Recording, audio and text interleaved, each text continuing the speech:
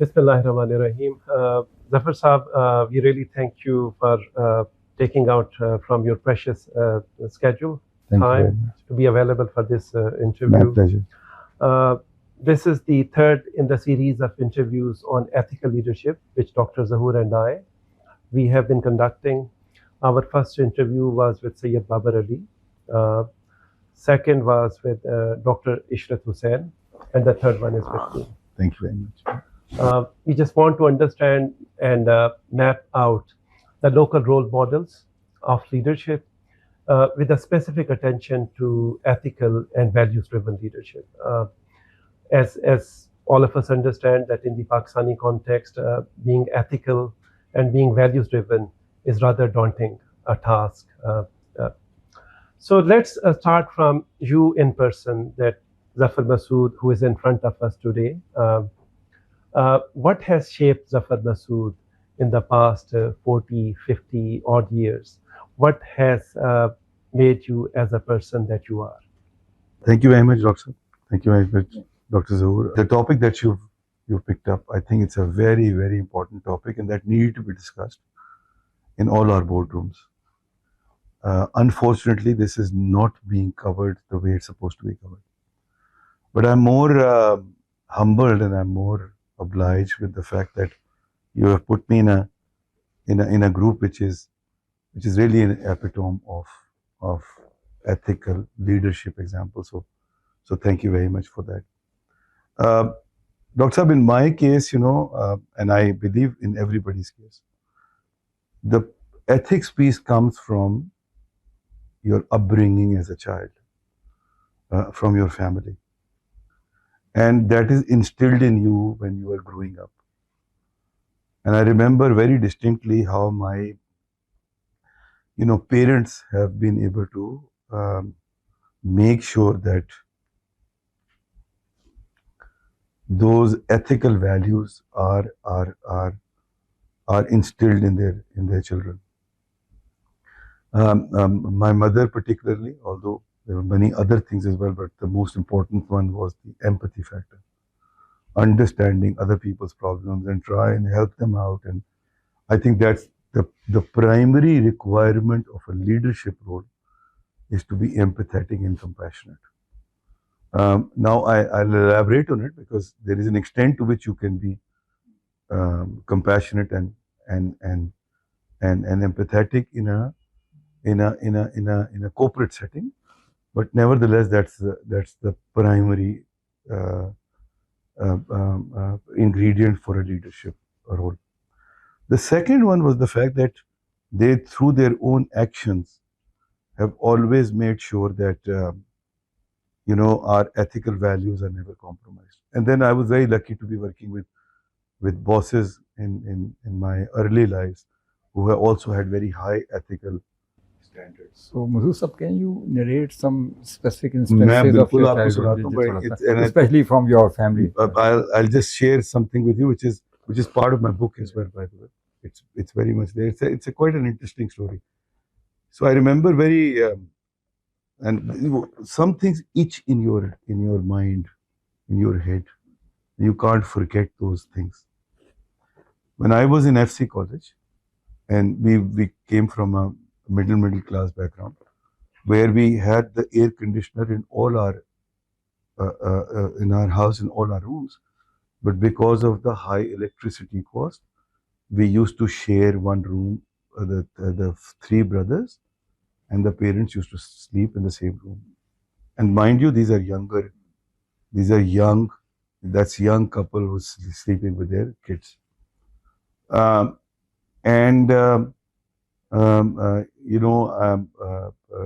of my friends, acquaintance in FC college, told me that, they have done a deal with the lineman, the Wabda lineman, and they have tweaked the meter in such a way that although you use all the air conditioner, but the bill only comes for one air conditioning. I was super excited about the whole thing. I thought, I'll show my value addition to my father. I went to him and I told him, I said, Papa, I have been able to crack, a formula of how we can have all the air conditioners working in the house. We can all sleep in our rooms, and yet the bill will only cover one air conditioning, one air condition. He turned around and said, "Okay, so what's the deal?" I said, and when he asked me this, I got more excited. But it seems that he's kind of getting around with the thought.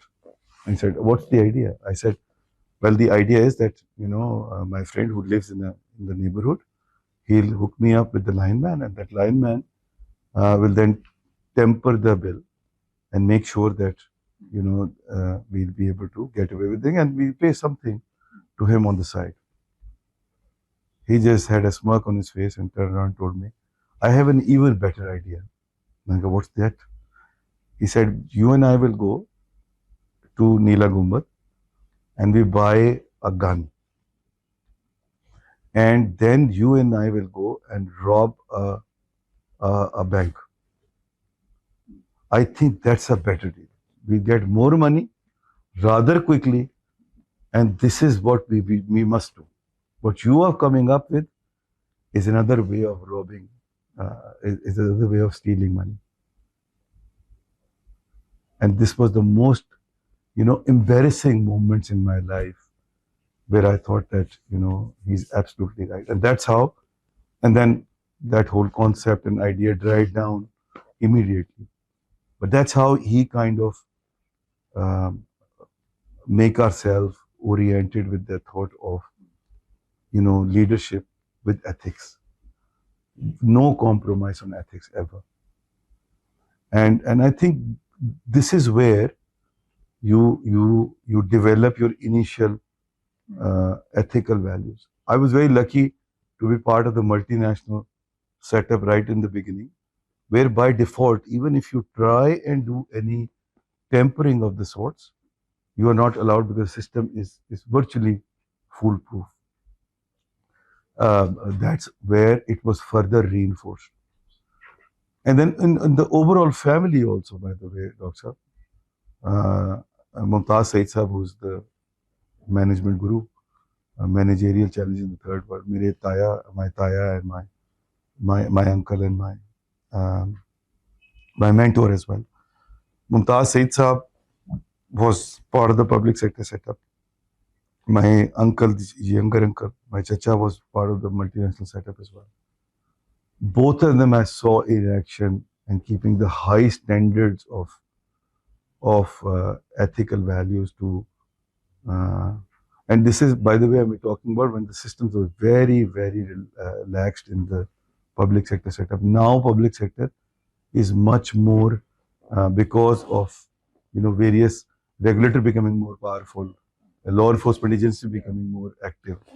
At that time, there was no concept of all of this, and I saw them firsthand how they kept the standards very high, and that I think was something which helped me in developing my own my own value system and ethical standards. Has there been any impact of your ancestors' background from Amroha and Rais Amrohi Sahab, Taki Amrohi Sahab, John Elia Sahab, and mashallah, there is a list of illustrious personalities in your own family. Any imprint, any influence from them?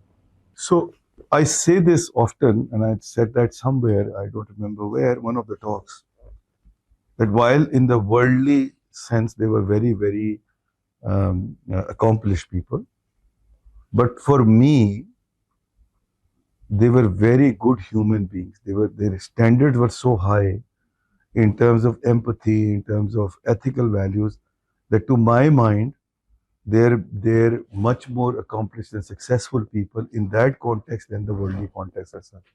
So worldly aspects aside, for example, Taki Sahab left Jung because he had fallen out with Ayub Khan at that time.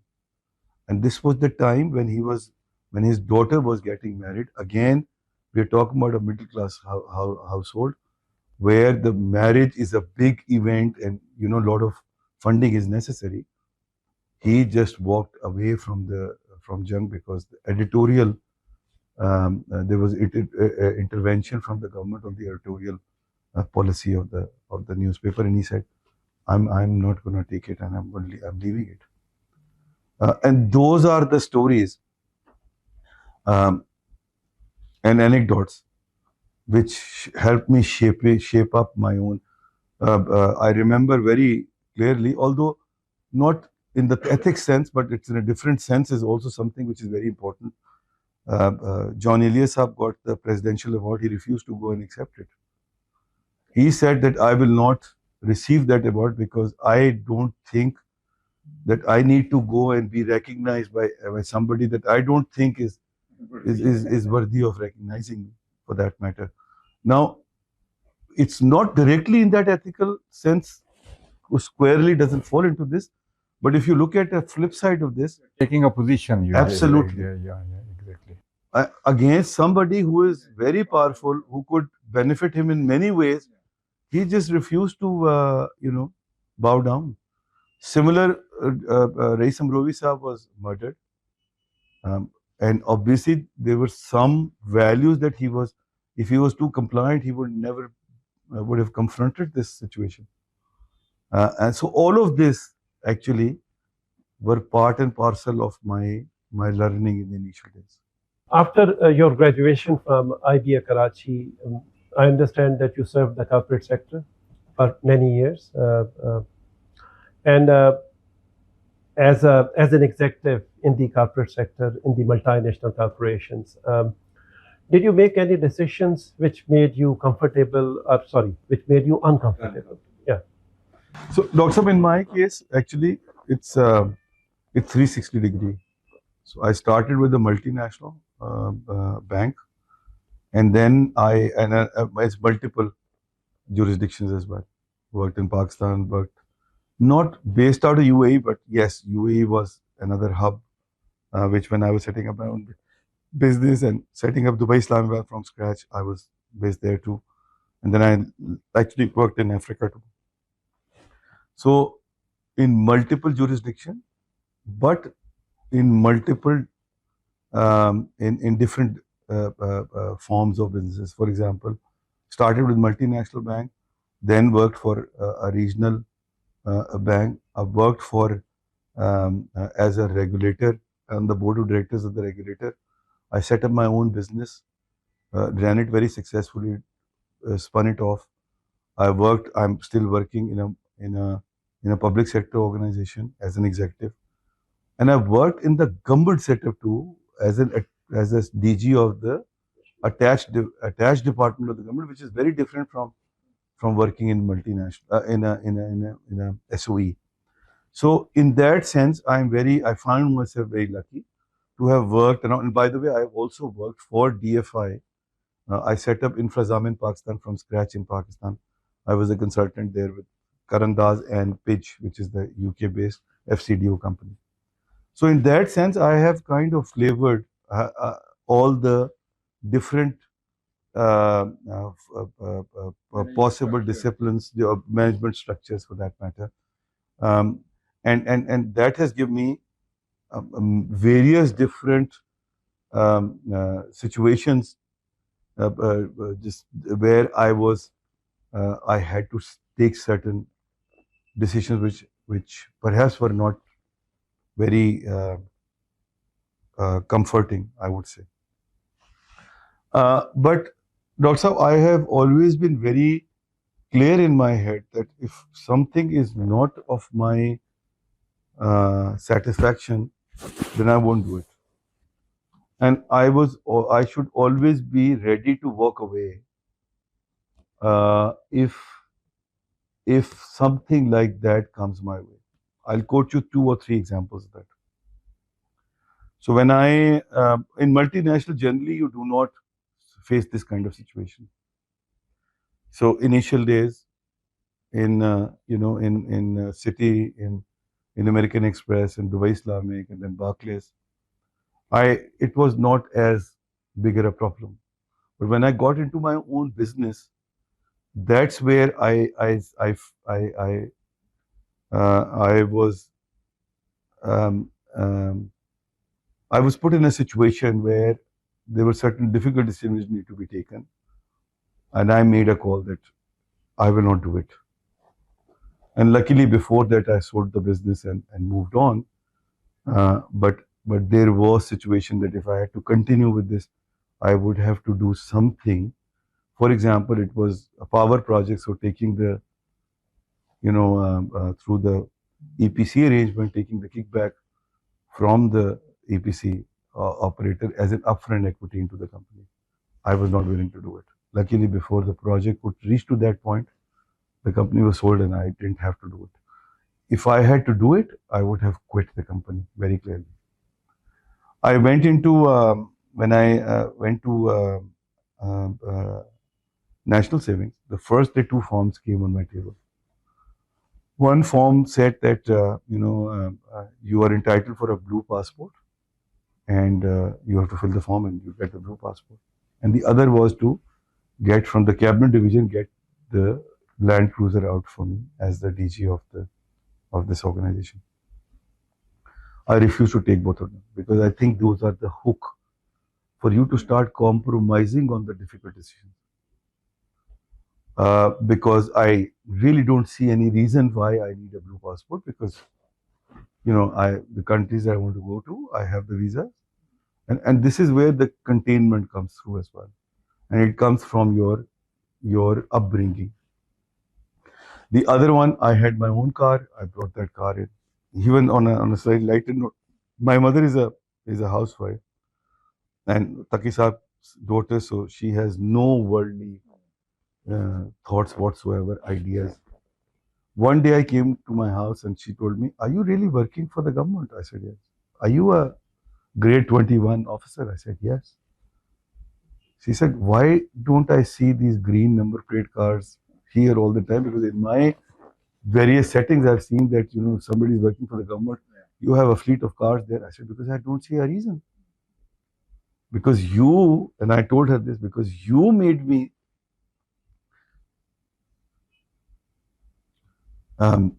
you made my ethical values in such a way that if something is not necessary, why would I get into all of this? If I have enough of my own, why do I need to just grab something which is not important?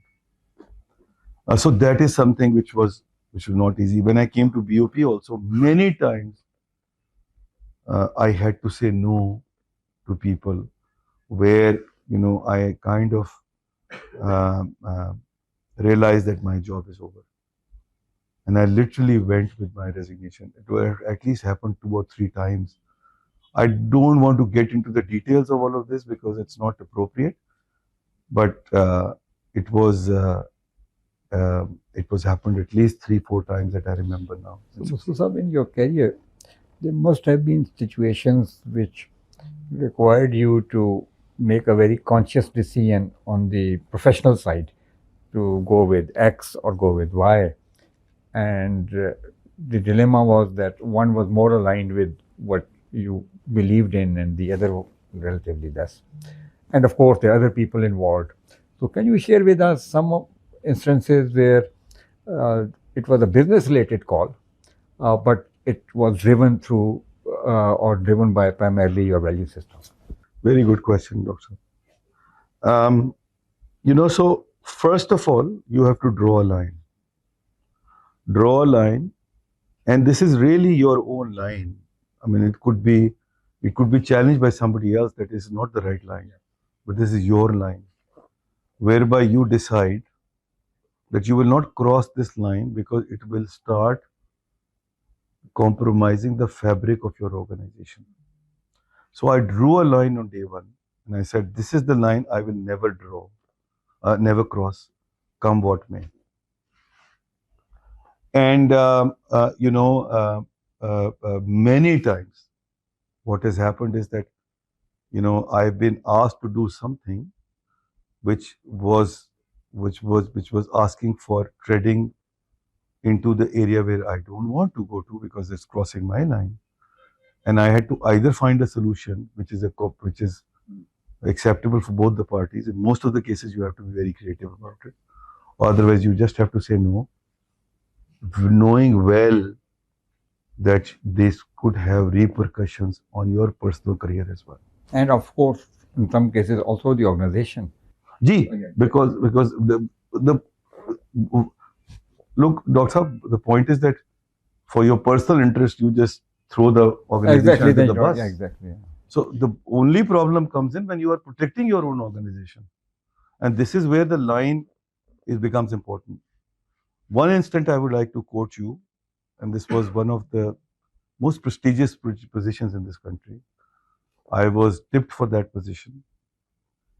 The decision maker at that time, the finance minister, he asked me to look at, to compensate, to accommodate someone, which I thought is not good for the organization. This was the peak time when I was pitched for that position. There were 100% things moving in my direction. One Sunday I decided, Doctor Saab, that do I need to throw my organization under the bus just for my personal interest, because I've been pitched for this big position. And Doctor Saab, I decided on that day, I will not do it. I did not accommodate that request. Where was that coming from? This decision of not accommodating the request? Because where was this coming from? This value set, where was this coming from? This was coming from the fact that, you know, the family that I'm coming from, the ethical values that I grew up with, that did not allow me to put my personal interest ahead of the interest of the organization, which is protecting and feeding, very many people. Did you have, or do you have any role models, for example, that look, whenever I face an ethical dilemma, I would think about that, what would that person do? What would his or her choice be? Do you have any such models in your mind? Doctor, you know, one particular role model, I think, is a bit of a is not fair. So in every situation, you find different kind of role models. Most of the cases, I find my father as the role model. But then there are many other cases where, you know, you find other people, very inspiring stories coming your way as the role model to be pursued. In our religious side also. Imam Hussain है, रसूलुल्लाह मेरे बहुत role model है, हजरत अली बहुत बड़े role model है. So religion itself also offers you some templates. Absolutely, or values. Completely. Although I am not a ritualistic man, I am a zero ritualistic man, but when it comes to the ethical values, you do draw the analogy and some kind of inspiration. Very briefly, if you were to, for example, refer to the Prophet, peace be upon him, and his progeny, or Hazrat Ali alayhi salam, or Imam Hussain alayhi salam, what exactly would be the value, one or two or three values that you have taken from their your life? And So you know, in case of, for example, from Rasul's life, there were the key and the foremost for me, and ittifaq se, interestingly enough, I'm just reading that book, is Prophet's ethical principles when it came to business. How he made sure that, by the way, he was the biggest supporter of the market-based economy.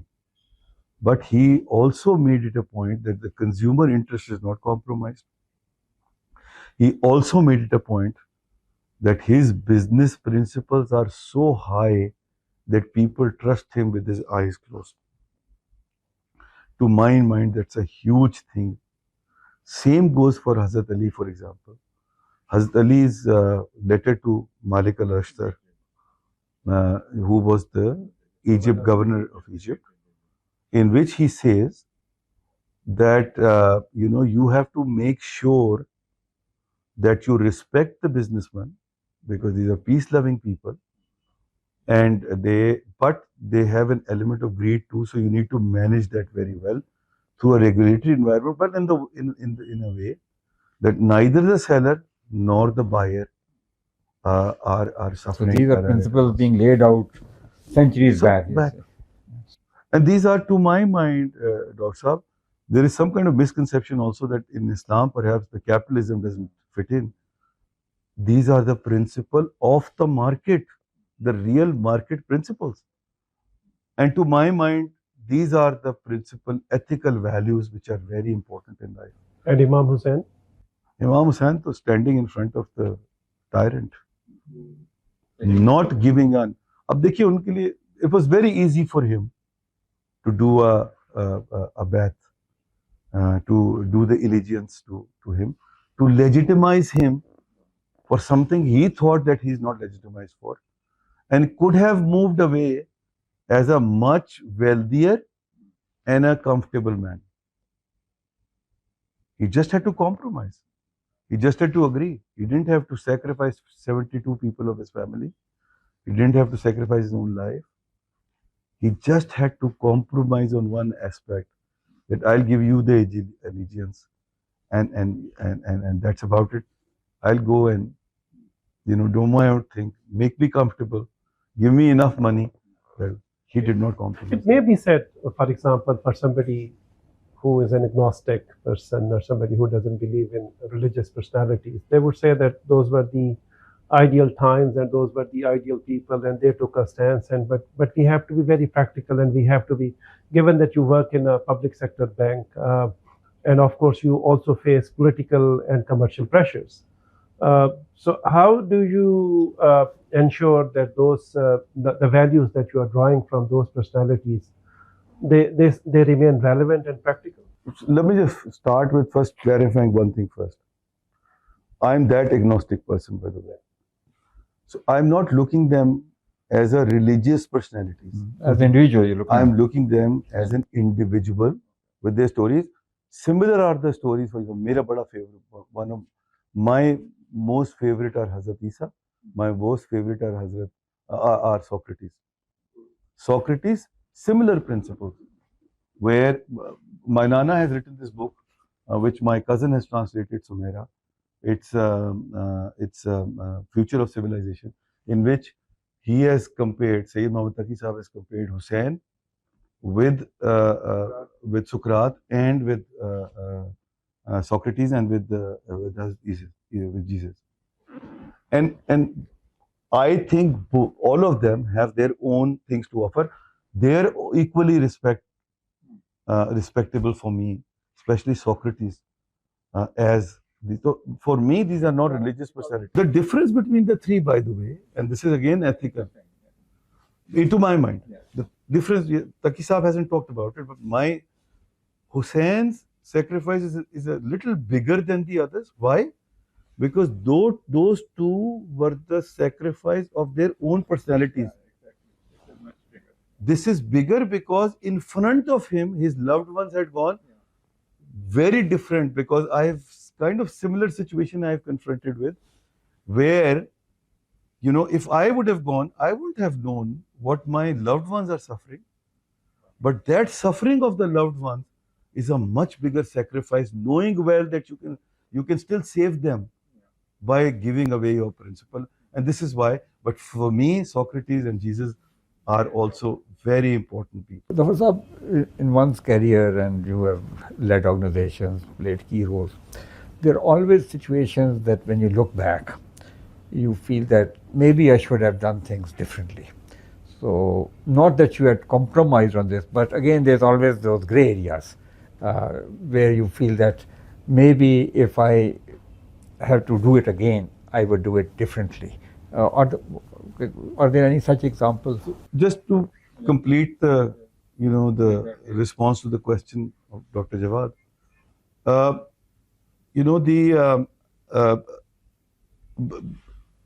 I think the situation, even at that time, was very much in their control.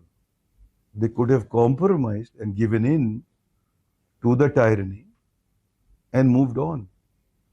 So maybe I have not been confronted with that level of sacrifice, but as a miniature level of sacrifice is necessary from a leader all the time. This is expected and given the circumstances. And you have to do it.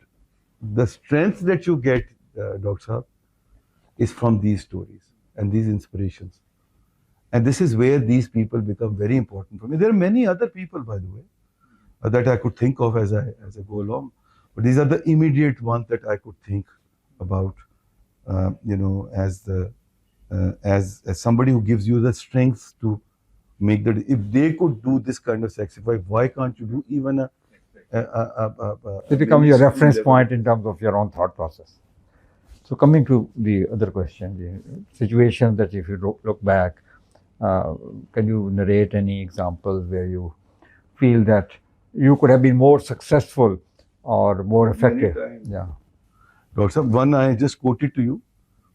I didn't get that position, by the way, because the same gentleman actually put his foot down and said, if this guy come, I will leave the job. And he was more important for the establishment at that time. And he got away with this. I compromised many times. There are many examples like this, but this is the most significant one because this is something which would have been very big for me 3.5 years ago. So 3.5 years ago, I would have been 52.5, and I would have gotten that position. It would have been a big deal for somebody like me. You have, Alhamdulillah, survived 2 very different governments. Doctor, the point is that you have to remain steadfast on your principles. Other people also start. My own thesis is, my own experience is that when you are steadfast in your own principles, people respect you for that as well. Immediately, momentarily, they don't appreciate it perhaps. But when they look back and they realize later on that you are somebody who can stand up for his principles, and they respect you for it. They may not like it, but they do respect you for that. For me, more important thing is people respecting me rather than me, giving in to these worldly, favors. Also, interestingly enough, I am a comfortable guy, and monetarily I'm quite comfortable. I don't need money as such. But more so, I remember very distinctly when I was coming as the CEO of Bank of Punjab, my mother was most upset. Why the hell are you going there? Why are you going back into public sector? Before that, I was DG National Saving, and it was very, law enforcement agencies were very, it was an activist stance that they had took at that time, and there was a lot of negativity. And she never cared that I'm becoming. Even today, she doesn't care what I have achieved as an executive or as in the worldly world. But as his son was very high ethical standards and who is very empathetic to people. And this has kept me going every time. That because my loved ones care about those things in life which are non-worldly in nature, it doesn't matter. I will move on. I'll just go away if something is not just fitting in with my principles. Senior position like you have been and you are currently, what can you do to actually make sure that the other key members of your team and your organization also upholds similar or same sort of values? Doctor, 2 things here. One is I'll just take a step back. And after my accident, the 2 things which have manifested very obviously is that I've become too fearless. Mm-hmm. In 2020. In 2020. I've become too fearless. So now I'm so fearless that I have to contain myself, that I do not do something which I can perhaps sustain, but the people around me won't not be. Such as?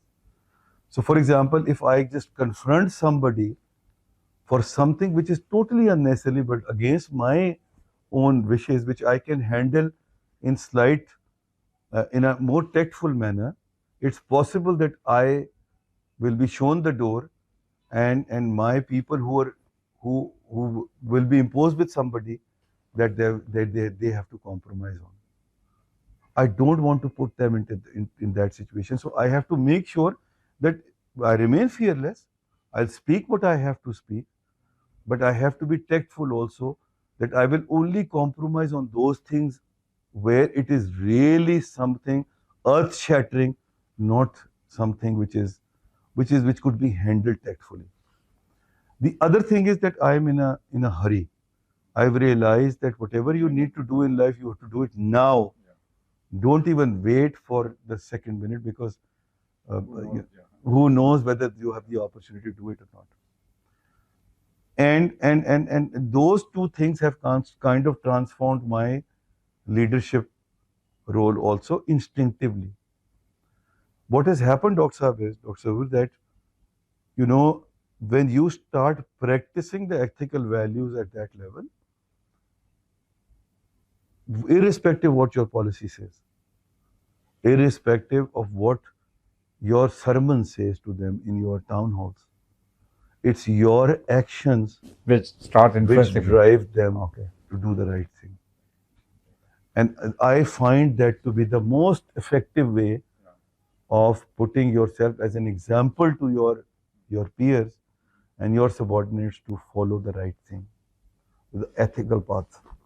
And that puts more responsibility on you. There is this school of thought which says that whatever, and I think you have reinforced that your values, how you approach things, is shaped by your own experiences in your personal life. So when you are developing other people, so it will be probably important that they also have a similar set of experiences. So do organizations need to provide opportunity to different levels of management cadres so that they could get exposure to those situations, and then over a period of time some of those things are ingrained as their own values? So I am a huge supporter of decentralization.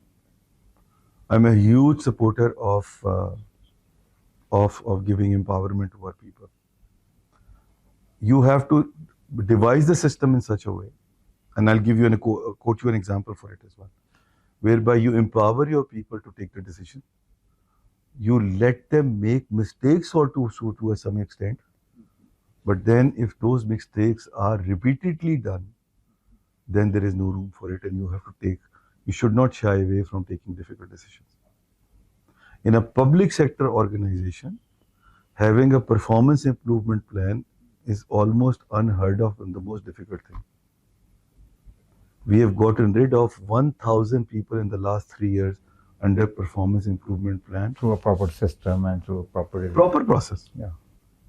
We have not taken back even a single person under any pressure whatsoever. And you can well imagine the kind of pressure that could possibly come our way.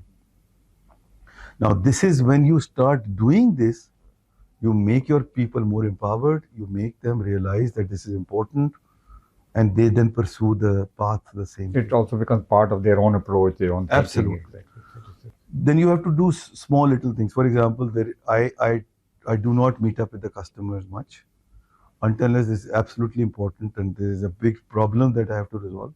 I don't meet up with them because I tell them upfront that if you come with the mindset that you come to me and I overrule my people, that is not happening. You have to convince them at the end of the day. I have to convince them at the end of the day. If they don't get convinced, then I'm very sorry. I will not be able to entertain it.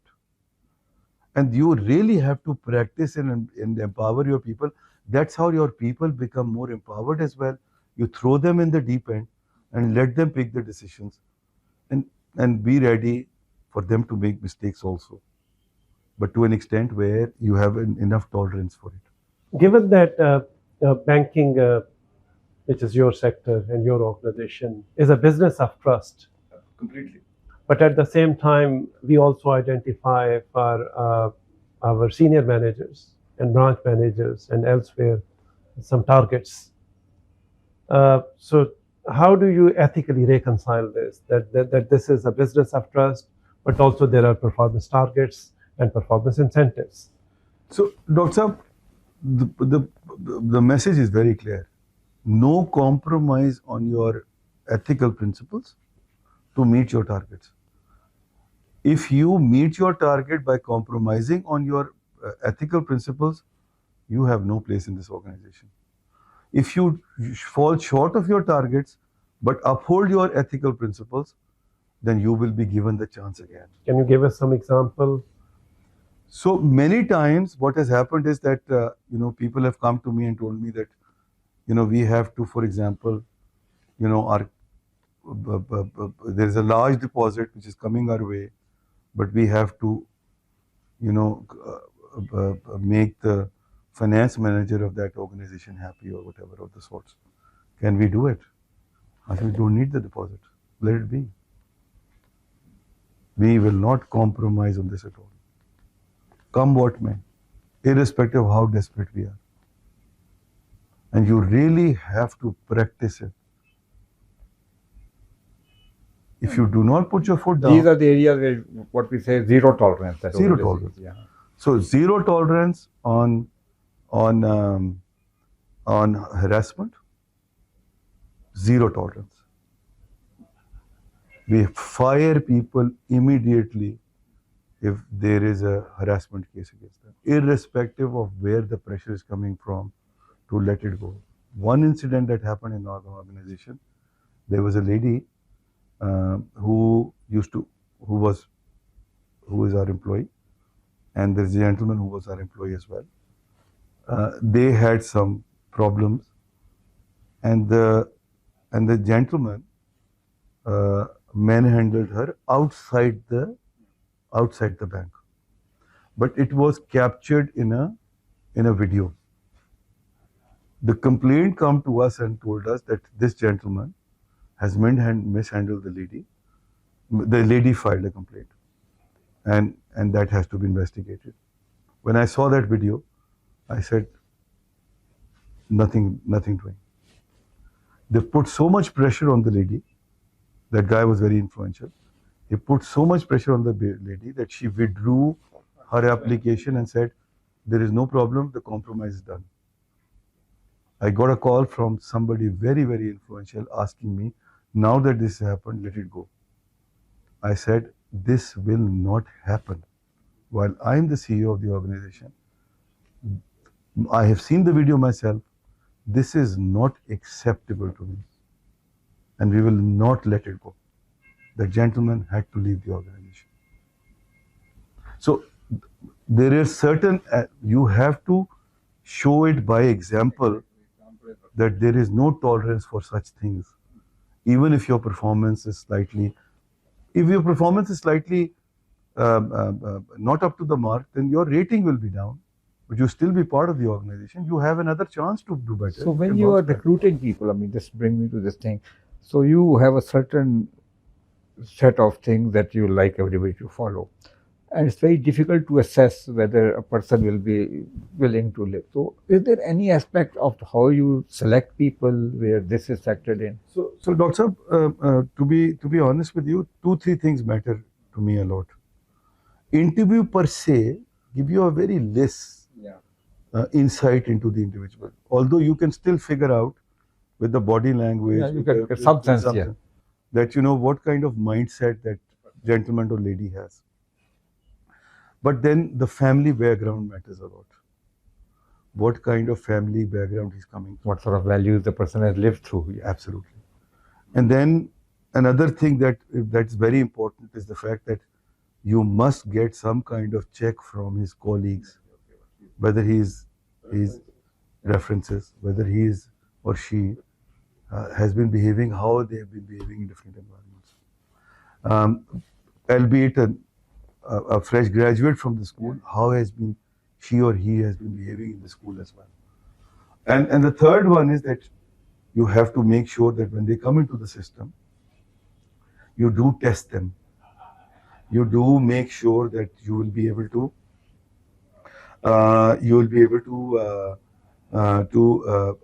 keep them on probation, so that you'll be able to assess whether they are upholding the ethical values or not.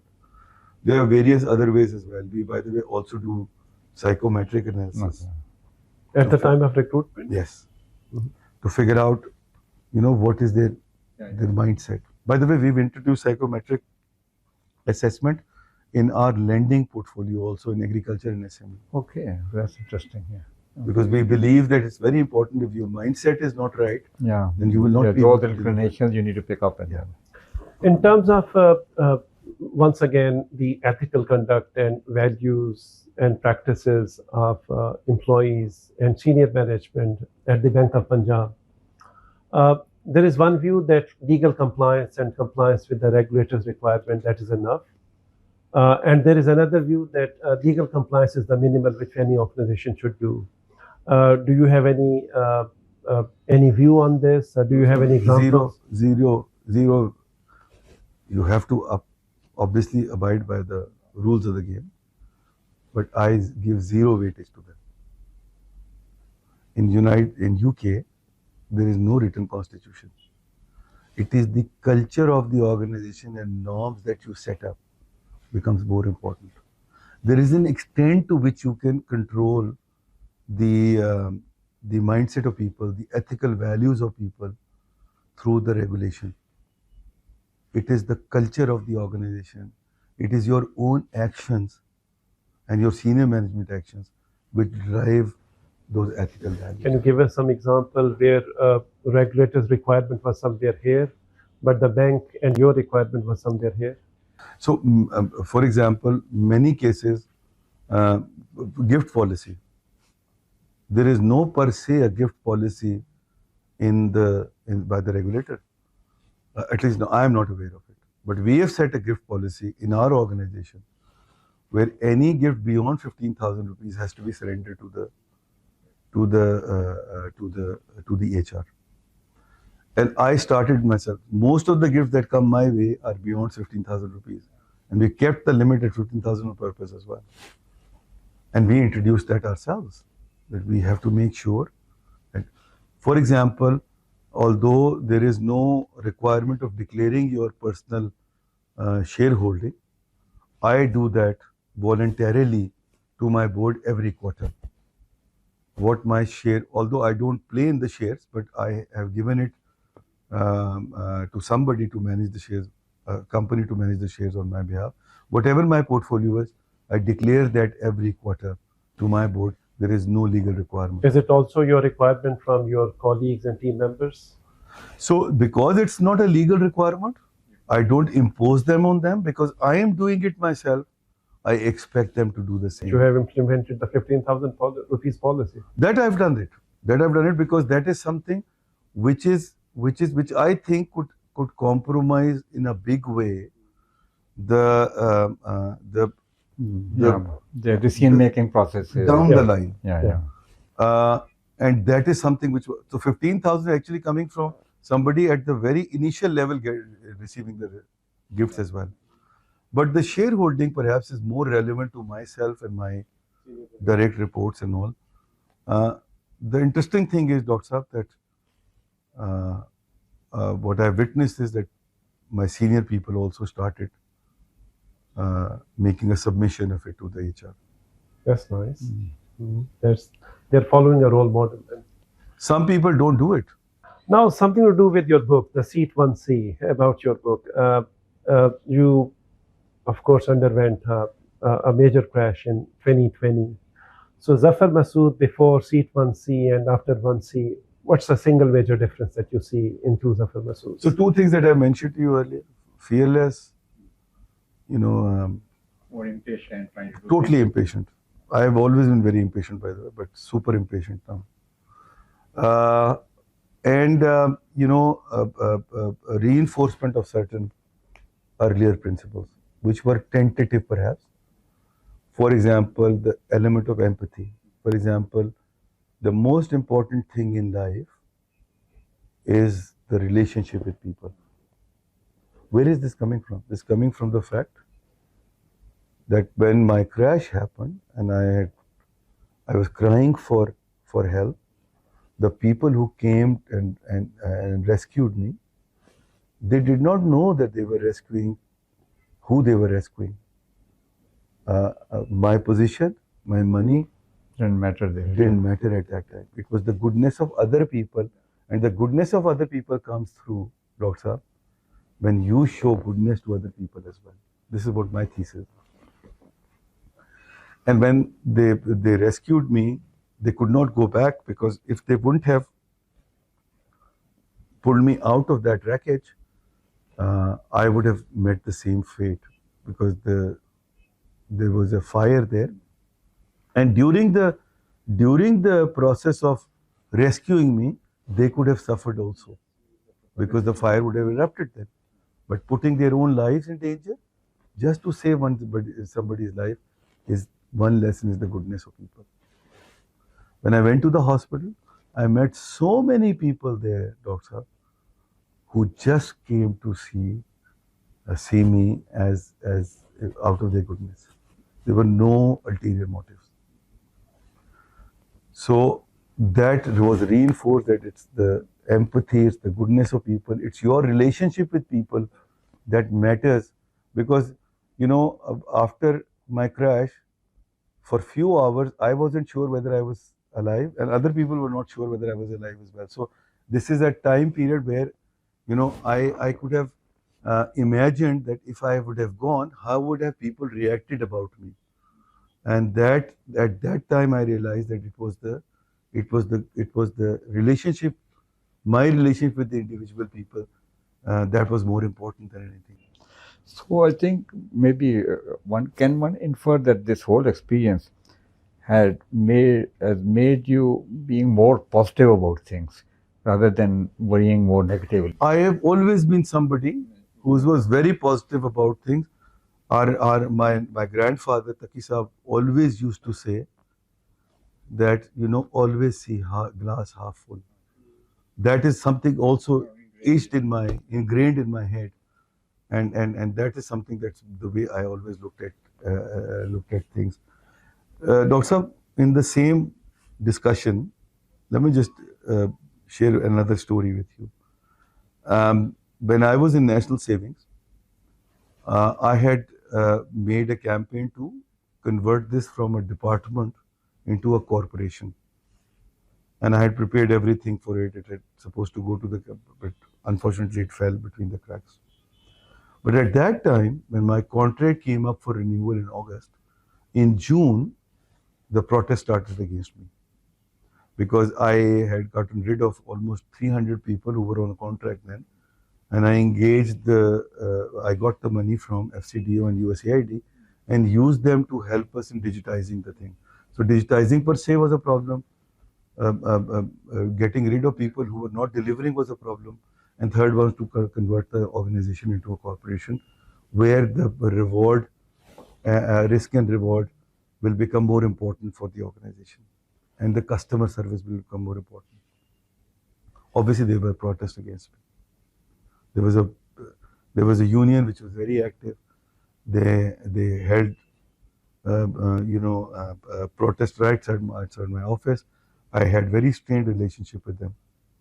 But when my crash happened, Doctor, they were the first one showed up at the hospital and offered my brother that they are available for blood or anything else that they could possibly help my family with. Where was this coming from?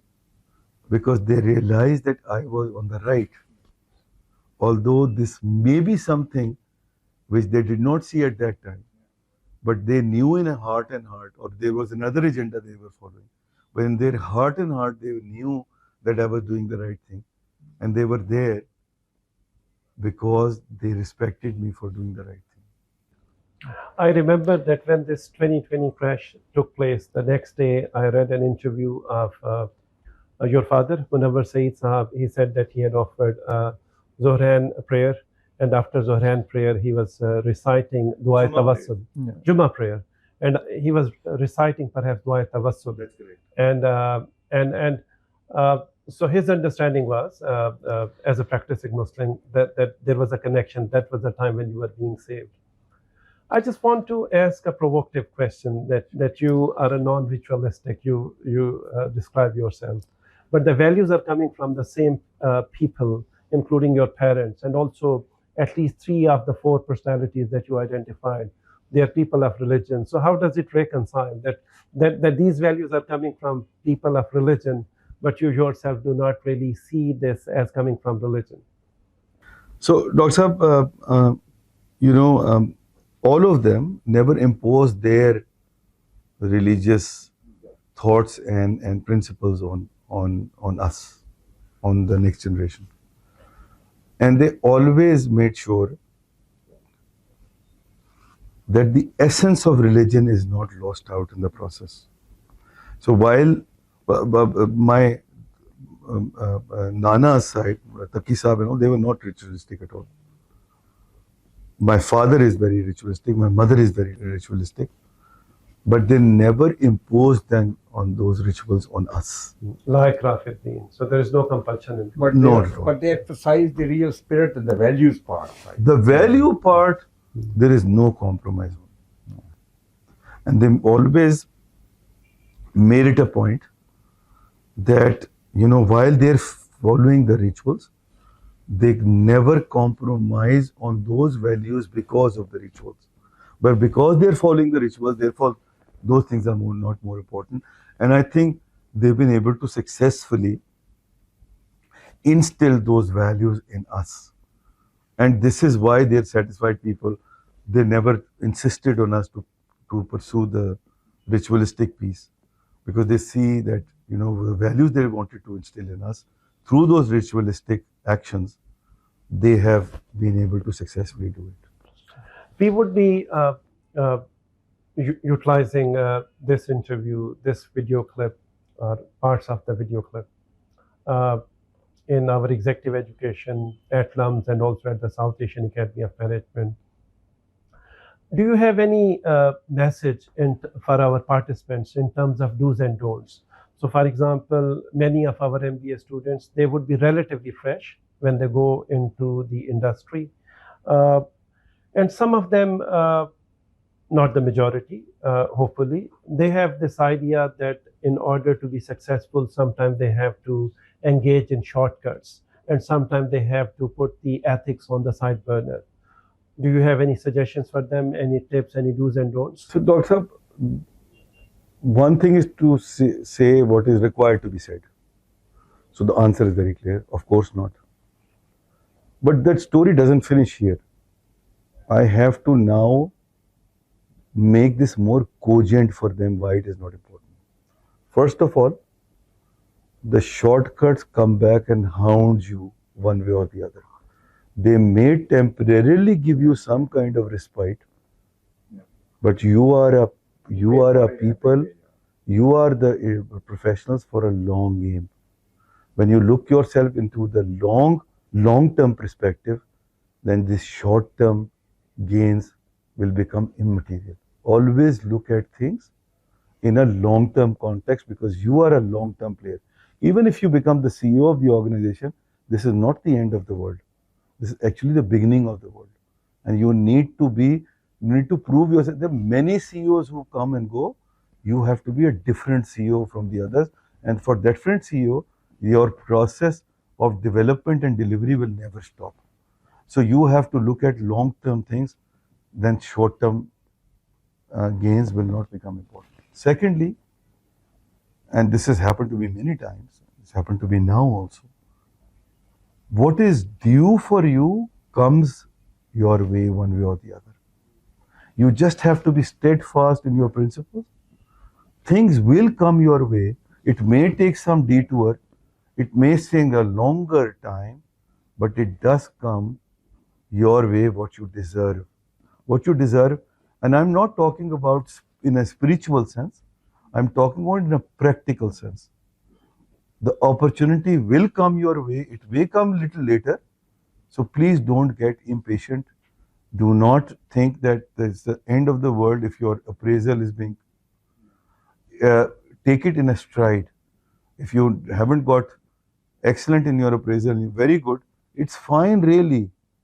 Just look at it positively to achieve excellent next time. And this is the way you need to look at life. The third most important thing is, the most important thing is what impact you are leaving on people, because this will be your real legacy. And all your decisions should be measured and weighed in such a way that it will not compromise on other people's due what they deserve. And this is where most of the people go wrong, when they only take the decision from their own perspective and forget about the larger impact of it on other people. People will remember you for what you have done for them. They don't care if you were a CEO. They don't care if you were the richest man. If your money, if your position does not benefit them. And this is what most important thing in life is, to my mind. Thank you, Thank Dr. you, Saab. Ji, for your Thank time, you, and I sir. think we've My pleasure. got some very good It's an honor for insights. me. Really appreciate your time, and I'm sure that our audience would also benefit from your insights and valuable experiences. Thank you very much. Thank you very much.